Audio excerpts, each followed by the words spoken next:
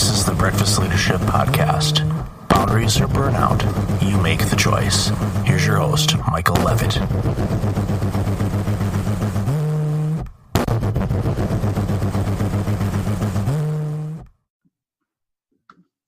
Welcome to the Breakfast Leadership Podcast. It's Michael Levitt here. Hope you're having an awesome day. Today, I've got a fellow podcaster on the line. I love talking with people that are in the industry. Not that we go geek speak and podcasting and all of that good stuff, but Monica is the host of You Wanna Do What podcast, but we're going to talk about that a little bit today, but we're going to talk about burnout as well. So, Monica Rivera, welcome to the show. Thank you so much for having me. Excited to chat with you today. Likewise. So what got you into podcasting? And I know that's something I didn't throw that in the pre-show stuff, but that's something that's like, okay, why did you decide that this would be a good idea to spend every waking hour? We're joking, people. You don't spend every waking hour. There are just some days that feel that way. Oh, that's a really great question. And it's actually a really complicated answer. So I will say that I'm an OG podcast listener. I've listened for about 13 years. First show I ever listened to and still listen to this day is the Bill Simmons podcast because I'm a big sports fan. And I remember listening to Bill, and the same way that he started back then is very similar to what he does now. He talked about sports, but he also talked about pop culture, and he brought his college buddies on. His dad was on the show, and it just felt like a really fun time, as if I knew these people. And so I always kind of had the idea in the back of my mind, like that'd be kind of cool to start something like that. But I'm working in corporate America, and I think I just hit the 15-year mark of working in corporate America, and I started to ask myself, is this it? Is there anything else for me? And I said, okay, I'm going to talk to my manager about getting some other opportunities. And honestly, Michael, I felt every time I went for an opportunity, the door would close. And I thought, what is happening? Why am I not able to pivot and move and kind of go someplace else? And then I got really frustrated, and I got to this place where I started to doubt myself. And I doubted my capabilities, and did I still have it, whatever that it was? And all of these questions started to creep in. And I remember buying a mic in the end of 2013, didn't even know if it worked. It could have been a hunk of junk that was just sitting on top of the desk. I didn't even try it because, again, I talked myself out of it. And it wasn't until the beginning of 2017 where I said, enough of this. You're going to just talk into the mic and see if you have something to say.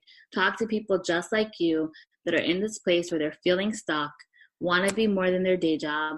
And that's how the podcast was born. That's an inspiring story. And I think there are many people that are in jobs, or maybe they're in between jobs, and they're looking and they're applying, and they're not getting anywhere, and they're going, okay, why? What's going on? And self-doubt kicks in, frustration, maybe, this is not right for me, or I'll never get hired by anybody else. All of these thoughts come into the mind, and that's our amygdala going, fight, flight, freeze kind of thing. And I refer to the amygdala as Amy G. Dalla. So I like telling Amy to shut the hell up, and because she doesn't know what she's talking about. And by doing that, it grounds me and go, okay, let's take a look at this situation. And for people that are in that boat, and like you were, you said, okay, I'm gonna grab that microphone and I'm gonna start talking into it. And by you listening to Bill Simmons way back in the day, is one of the pioneers in this space, which when you think about, pioneers that would be in this space, you wouldn't necessarily think about, a sports talk guy, but it does shock me in a way, because talk radio and sports talk radio, which I'm a junkie of myself, although being in Toronto, it gets a little nauseating with all the Toronto talk, and I'm not originally from Toronto. So, I've become accustomed to some of the teams, but I wouldn't go out and say that I'm a raving fan of any of them. So it's frustrating. So thankfully, with online access, I can listen to sports radio wherever I want to, and it makes a lot of sense. But getting back to the podcast, it's very similar to talk radio. But as I tell people that aren't familiar with the medium, is imagine you're able to customize your talk radio to talk about the subject matters that you want to listen to. Because if you listen to talk radio, whether it's, WABC or wherever, or WGN or WJR, any of the AM radio stations in some of the bigger cities in the U.S., yes, you might, listen to an hour of talk radio, and there might be one subject or maybe a couple that you're interested in, but the rest of it, you're kind of tuning out and you're not really paying much attention to it. Or with the podcast, you have that opportunity to go, okay, they're talking with this person about this, or they're talking about burnout, and I'm dealing with burnout, and this will be a good episode for me to listen to. And, right. and also to the point of, and the big thing that I like hammering home with my show is you're not alone. Okay. And when you're dealing with something like burnout, which we're going to talk about in a second, oftentimes, like with any other type of challenge, we often think that we're the only person on the planet that's dealing with it. And we're not. So it's a case of, learning what other people have done to get through it and their experiences, and to ultimately provide hope and provide that answer to, yes, we can get past this, but the key is to get past it and make sure it never comes back again. Yeah, you're absolutely right. And I just wanted to comment on the talk radio aspect. It's funny you mentioned that, because my dad, I grew up listening or watching my dad listen to talk radio. So in New York, it was Mike and the Mad Dog. And I wasn't a huge fan of them. I thought they were a little too hot takey for me, but my dad was a fan. And I remember he would talk back to the radio, or he'd say, Monica, can you believe this guy? And he'd debate with me about what he heard. And I remember always enjoying that intimacy that radio was able to create, especially talk radio, so that it felt like you were still having a conversation, even though it was just a one-sided one. And so again, when I thought about how I was going to model my show, I didn't really think of it as any other way than what I'd listened to growing up. And I love the intimacy of the medium. And as you mentioned, being able to find exactly what it is that speaks to you when you need it.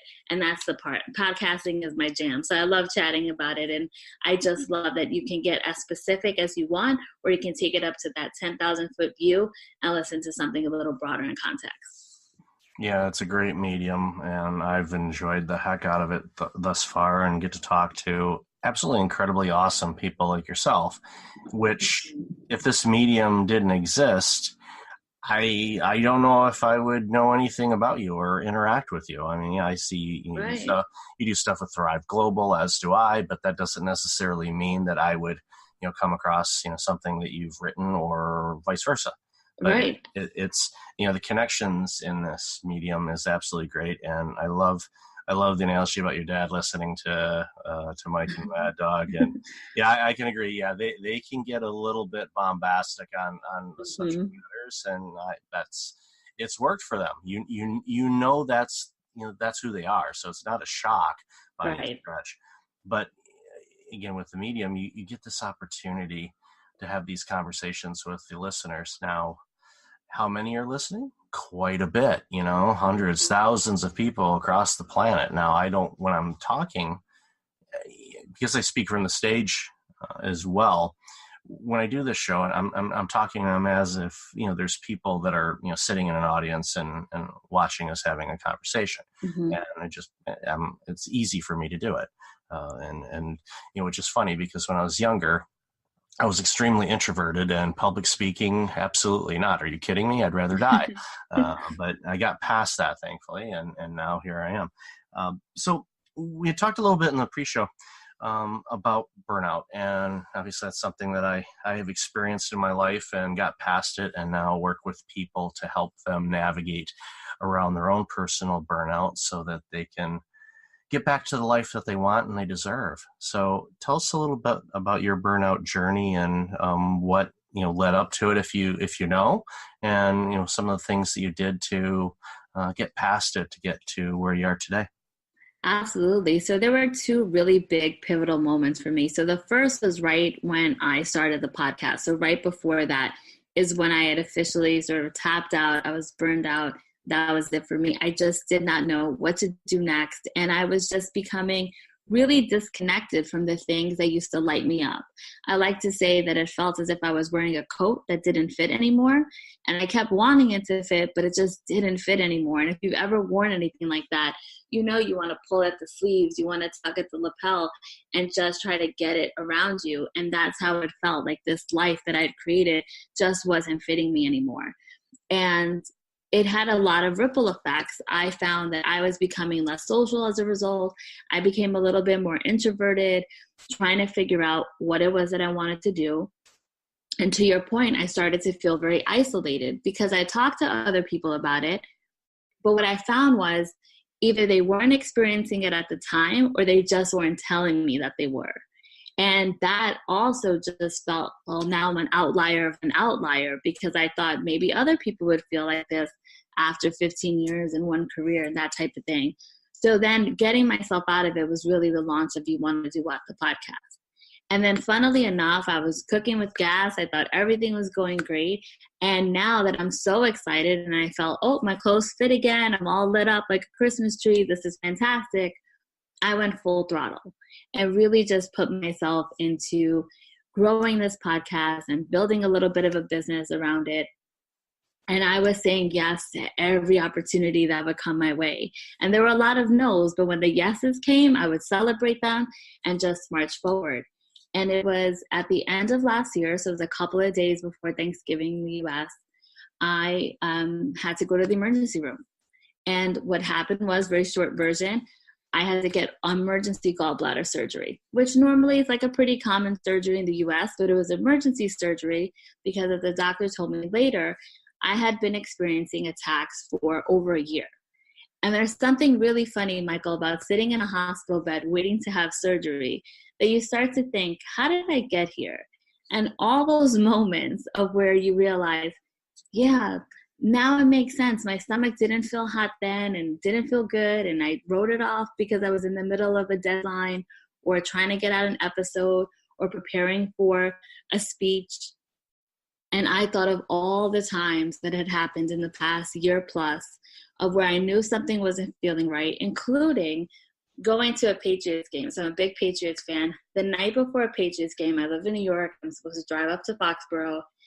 It's 2:00 in the morning. I get awoken with this sharp pain in my back that then extends to my abdomen. And all I kept thinking was, this can only last for 5 hours because I need to be in the car to drive to Foxborough to see this game. And that kind of tells you a little bit about what my mindset was at the time, of thinking it's just go, go, go. Don't worry about you. You'll be fine. Your body will recover, until finally I could not do it anymore. And I was in that emergency room. A couple things that, I want to comment on. The first one, I love the analogy of, the coat doesn't fit. And you want this thing to fit, but it's not fitting anymore because there's so many things going on. But the more important thing is, I was unaware that there were Patriots fans in the city of New York. Now, knowing New York and New Yorkers like I do, because I've worked for corporations that had, their headquarters were in New York, or they had a pretty, strong presence in Manhattan. I have many people in my life that are from New York, and they're not afraid to tell you what they think, which is, I think, is a character strength. Some other people in the world may not agree with me on that, but I think it's great because there's no passive aggressiveness with it. This is what it is. Yeah. So I'm wondering, what kind of comments you get when you're, strolling around wearing, I'm going to make an assumption, maybe it's a Brady jersey, but it could be somebody else. But if you're wearing Patriots swag, and you encounter somebody from, the Giants or the Jets, I'm sure you get a couple looks, but maybe not as much. I don't know. I'm just curious. It just has nothing to do with our conversation. That's a great question. This is social commentary question. I love talking about this too, because you're right. I get it all the time from people. I became a Patriots fan because I'm an only child, and my dad taught me all about sports, and I wanted to kind of go against like the team that he liked. And I thought, okay, well, New York and Boston have this rivalry. I'm going to pick the Patriots just to be a rambunctious child and kind of give them a hard time. And at first, it didn't work out for me. Patriots weren't very good until one day you ride out fandom long enough and you kind of catch a wave and you get lucky. And so I'm on this lucky wave, but it didn't always start that way. So I just want to be clear about that. But I get it from Jets fans. I get it from Giants fans.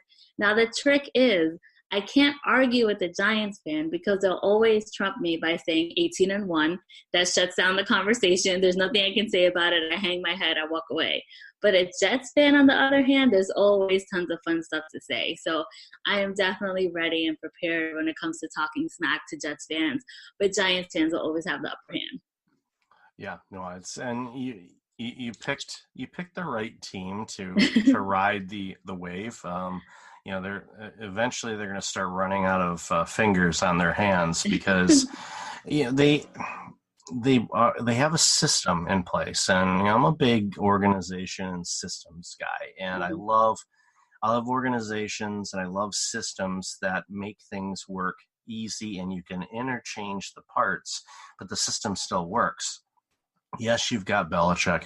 Yes, you've got Brady, but the rest of the team, from when they won their first Super Bowl to the one that they just won, a couple months ago,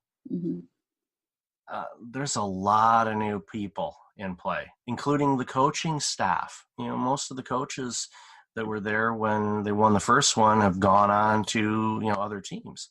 So you look at this and you go, wait a minute.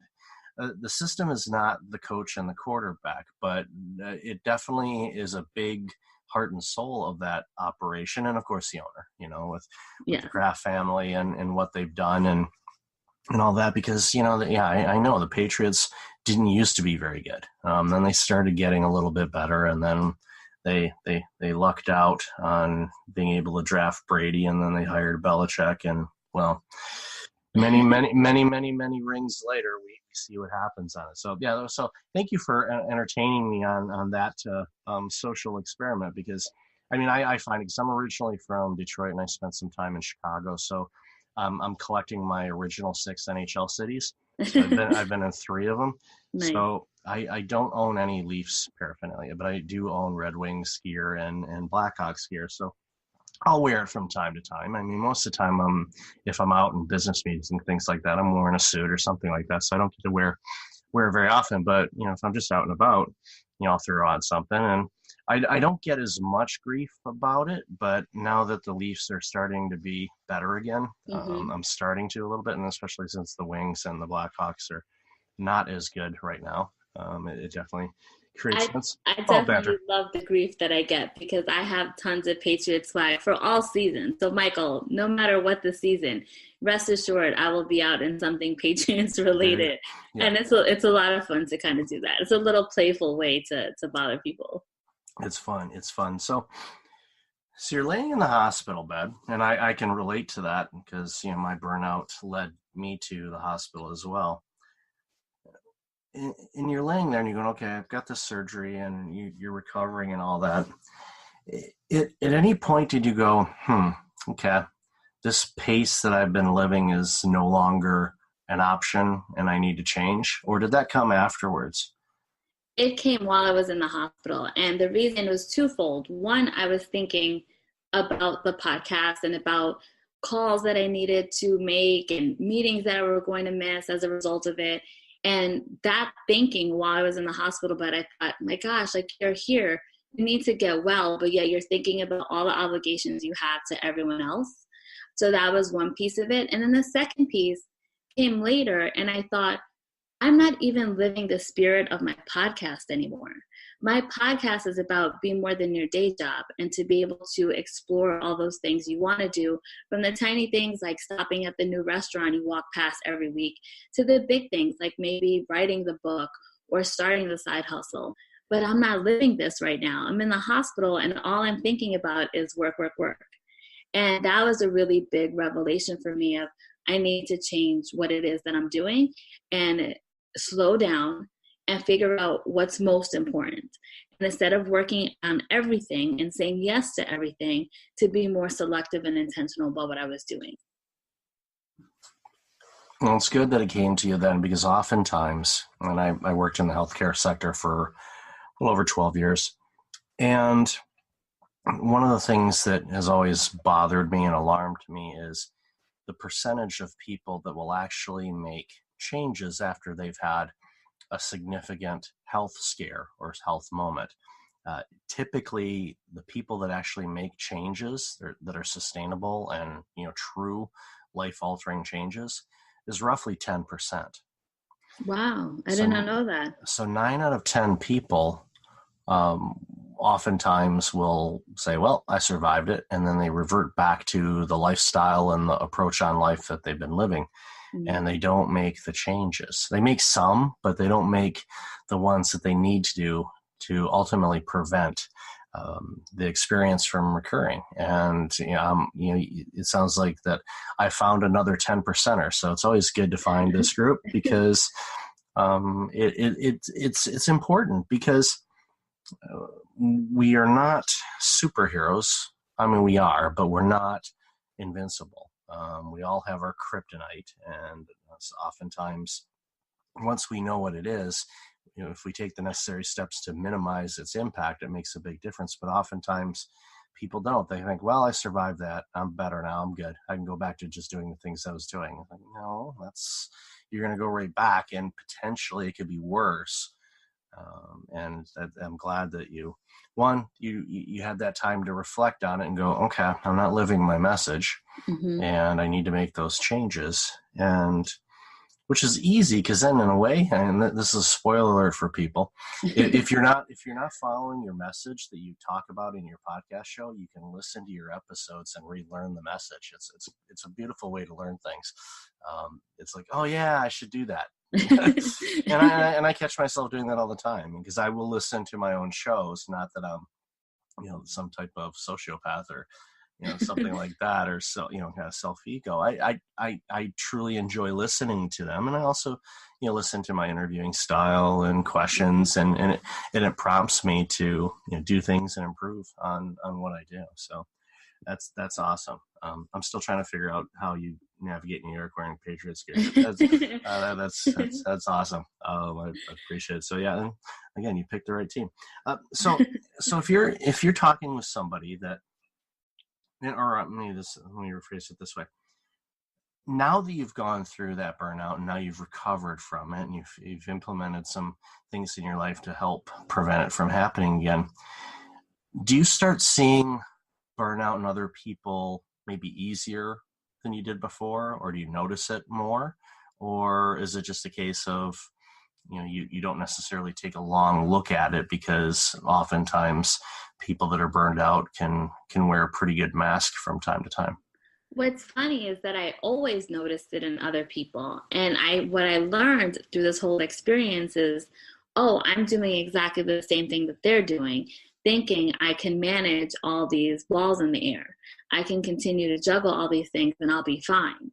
Now, a lot of people, though, interestingly, I remember sitting at a lunch, and it was at my company's headquarters. We're having this lunch, and this woman was telling a story about her and her husband loved antiquing, and they had bought an antique shop that they were doing on the side, and they absolutely loved it, but she decided to shut it down in case the company found out that she had it. And I said, well, that's unusual, because it wouldn't be a conflict of interest at all, because they're two totally unrelated fields, and this is something you do a couple of weekends a month where you open this up, and that's not really kind of going on your time. And she said, yeah, but I would just rather watch Netflix instead. And I remember thinking, would you really rather watch Netflix instead? Because you sounded so passionate, you lit up as you were talking about antiquing. And now in the course of this story, I could see her talking herself out of it. And I remember thinking to myself, and I didn't say any of this to her, but thinking, I wonder if maybe she's just kind of hit a wall, but the wall feels kind of safe. And even though I don't want to be buttoned up against this, I kind of like it. I've gotten comfortable with it. And doing anything else just feels really scary and foreign. And I don't know what that's going to be like. So I'll just stay here up against that wall.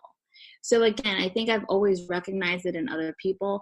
I thought for myself, well, this is what you do when you're working a full-time job and starting something else on the side. You just work, work, work, work, work, and eventually it'll level out. And I realized that waiting for that eventually to happen is a risk that I wasn't willing to take anymore. I joke that I want to leave 2019 with all the organs that I have still intact. I lost one last year. I don't want to lose one this year. Yeah, there's only so many organs we can afford to lose. Right. It's getting problematic. I love the analogy about the wall is familiar. You know, it's a painful wall. It's something that causes people a lot of grief, angst, health issues, mental issues, physical issues, but they know it and they almost basically accept it. Say, okay, that wall is always going to be there. And I have to keep all of these balls juggling in the air because if I don't, then either ego gets involved or they're afraid they'll lose their job or who knows. There's all kinds of different factors that kick in. But it's one of those things where they say, okay, it will level out. You said it'll level out over time. I know this just, in my observation and working in the corporate space for as long as I did, and even in the last decade or so since the last economic recession that, created a ton of havoc for organizations. Tons of people lost their jobs and everything else. Is that organizations didn't bring back the number of people that they laid off. So the organizations that stuck around didn't bring all those people back. They said, well, we're able to do what we need to do with the people we have. So guess what? That's what we're going to do. So everybody's workload increased from the CEO down, and it continues to increase, and to the point of something's got to give. And what's giving is you're seeing a lot of people switching jobs because we're in a market at this time where in most of the major cities, there's a lot of work available. Now, it may not pay what you want to get paid, but people have the option to bounce around a little bit. It kind of reminds me of the late 90s during when the dot-com era was exploding. It was, absolute zaniness if you worked in the IT industry because you could pretty much pick and choose where you wanted to work and bounce around like a rabbit and get huge salary increases and stock options and everything else. It was absolutely zany period. And then reality hit, and then everything kind of normalized out. And I anticipate that something will give, but I'm not going to embrace my own, familiar wall thinking that, work levels will level out. I don't think that they will. So I think there has to be some options for people to learn how to better balance what their workloads are if they can, or do what we've done and say, hello, I'm going to become an entrepreneur. Right. And I can yell at my boss every morning and say, hey, why didn't you pay me more? I need a raise, I need more vacation time, all of those things we like to complain about. Well, we're in control of that. I don't know if we'll be able to afford to go anywhere, but we can do it. But no, I mean, it's awesome stuff. So for those people that you realize are burning out, what are some techniques that you share with them to help them? What are some things that you talk to them about? Because if you know them, they have the know, like, and trust factor in there. So they do know you. So I would guess that they would at least hear what you have to say to them. They may not listen, but they might hear it anyway. So what are some things that you share with them when you're concerned about them being burned out?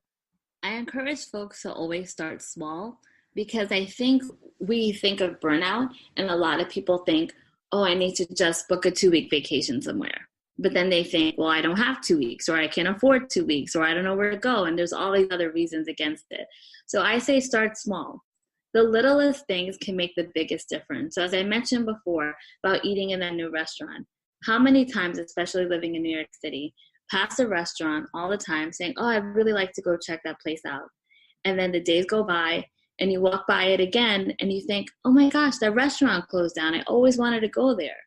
But why didn't you just give yourself the space to have a meal, 1 hour, the meal of this restaurant? It's about making little tiny shifts in your life where you just open up a pocket of space to do something that's outside of the things that you normally do. And just having that can make you feel so much better to say, I had a delicious meal here, or I took time to go see this movie I've wanted to see, or go to the theater, Or maybe I took a day trip. So not to make this all about the Patriots again, but recently what I did, I took a day after they won the Super Bowl. I went to go see the parade. I jumped on a bus from New York City, 6 o'clock on a Monday, got there around 10:30, stayed close to the parade route, saw the parade the next day, had a lot of fun, jumped back on the bus at 3 o'clock and came home. It was one day. I think it was a total of 15 hours in Boston, so not a long time at all.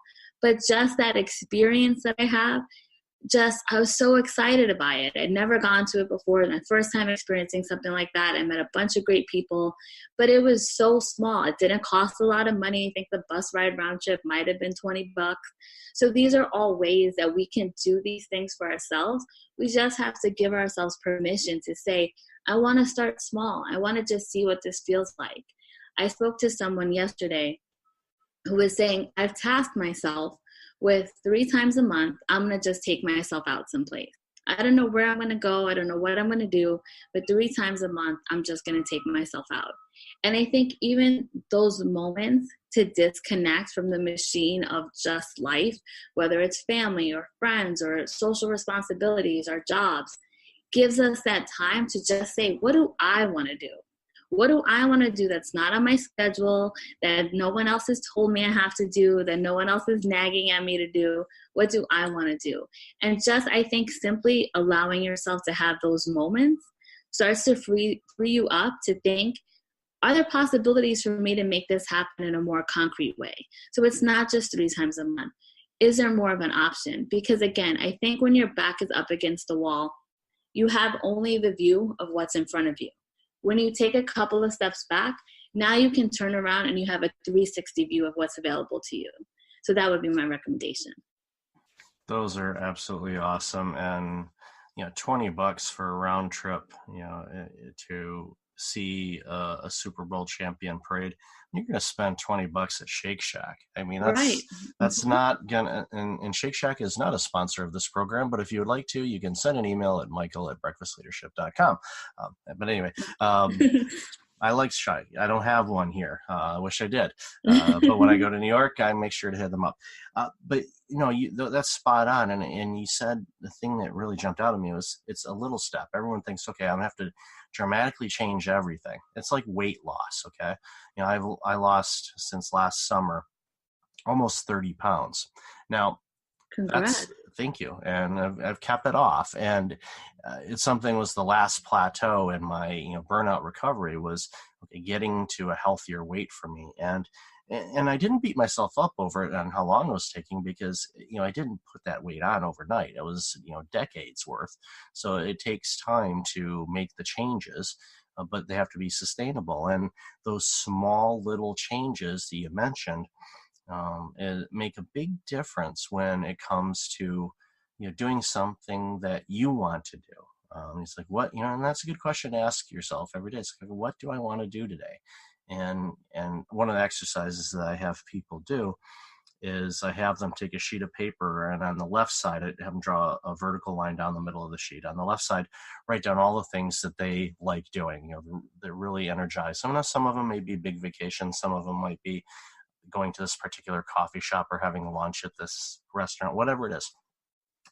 And so I have them list all it out. And after a few minutes, like, is that everything? Is it pretty much everything? If you forget something, you can always add back to it later. But they say that's pretty inclusive. I'm like, okay, great. So on the right side, next to each one of those items, I have them write down the last time they did it. And that's when you start hearing swearing because they are really upset with themselves that they have not been doing things that they enjoy in many cases for a very long time. And I'm asking them, okay, to borrow a thing you just said, when are you going to check out that new restaurant? Because they may be closed by the time you get around to it. And just take that hour and go to that restaurant, try something different. And that's, we become creatures of routine, but especially when those of us that are fortunate enough to live in towns or cities that have so many options. And in New York and Manhattan, you could eat out every night and eat at a different restaurant and never eat at the same one twice. It's next to impossible to be able to eat at all the restaurants. there. It wouldn't be possible unless you're like stupid wealthy. Then all right, great. Then you can afford it, because eventually the bank account's going to go, yeah, I'm looking at the menu. I'm not seeing anything to match what I have in the bank account here. So I think I'm going to have to go home and, grab that microwave dinner, whatever I've got in the fridge. But it's burnout tends to be, at least in my observation, something that builds up over time, and it typically turns into, people shortchanging themselves to address something else external, whether it's, trying to be, the best employee at a place, or the best partner to a loved one, or the best parent to their kids, whatever the situation is, they end up going above and beyond and neglecting themselves in the process. And when you do that, and you do that for a sustainable period of time, you're going to run into some significant problems, and it's almost a guarantee. I agree. Your body will definitely knock you down, as it did me, as it did you, when it's time. And why wait for it to get to that point? We already know that dissatisfaction exists well before our body knocks us down. So start to just answer that. And like I said, the way that you suggest with the list is fantastic, because as you said that, I thought, when I write my list, I can only imagine the things that I'll have that will remind me, go back and do that again. And the same way as what I suggest of starting small. Once you do the thing for the first time and you see how good that feels, you want to do it again. You just sometimes need to be reminded of how good something felt. Yeah, and again, you do that, and you do that repeatedly. And it doesn't mean, for 24 hours a day, you are doing all of these things. If you can swing that, great. But even if it's just a couple things a day, a few times a week, you're having a more balanced lifestyle, more fulfilling. You're enjoying things, and you're harmonizing all of the things together, including taking care of yourself. And once you do that, you can take some significant steps to, one, reduce your stress, and more importantly, if you're approaching burnout, hit the brakes on that and turn in a different direction, and hopefully never experience, laying in a hospital and all the subsequent, things that can happen afterwards. Absolutely. So Monica, thank you so much for being on the show today. Where can people find out more about you and the awesome stuff that you're doing? Sure. So you can visit my site. It's youwannadowhat.com, WANNA, so a little casual language. And you can also find me Instagram, Facebook, all the socials at the same name, You Wanna Do What. So I encourage everyone who wants to reach out or hang out with me on the podcast to do so. I love chatting with other people. And as you said, Michael, this medium allows us to talk to people that we would have never had conversations with before. And is probably one of my favorite things about it. So thank you so much for sharing this conversation with me and this time. And it was great chatting with you. Likewise. And until next time, everybody, be well. Hey, it's Michael again. Thank you for listening to the podcast. I really appreciate it. If you're like many people, you're dealing with some significant stress and possibly approaching burnout. I know how you feel. In 2009, my burnout led to a year of worst-case scenarios. I do not want that to happen to you. If you go to breakfastleadership.com, you can register for a free webinar on burnout prevention, as well as get a free checklist to have successful mornings. Start off each day the right way. Again, that's at breakfastleadership.com. Also, since you are a loyal podcast listener, I'm asking you to like, rate, and review my podcast on iTunes. I look at all the reviews and appreciate your comments, and it helps other potential listeners discover the content I have on the show. I appreciate you, and thanks again for listening.